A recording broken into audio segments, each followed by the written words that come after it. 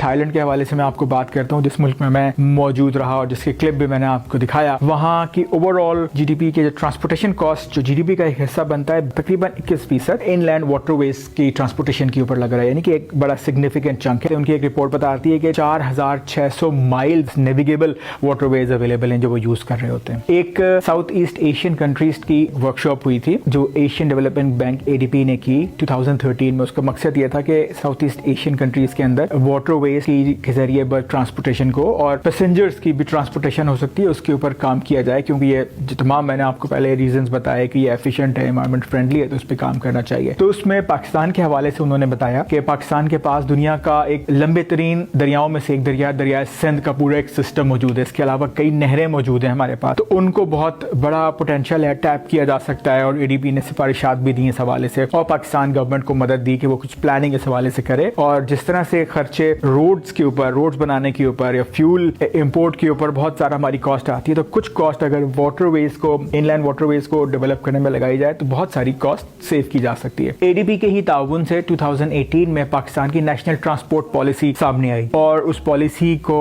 میں go through کر رہا تھا اسی بلاگ کے حوالے سے تھوڑا ریسرچ کا کمپوننٹ انکلوڈ کرنے کے لیے. تو میں نے یہ دیکھا کہ گورنمنٹ پاکستان یا ریاست پاکستان کوشش کر رہی ہے کہ ان لینڈ واٹر ویز کی پروموشن کے اوپر بھی کام کیا جائے. تو انہوں نے مختلف جگہوں پہ اس کو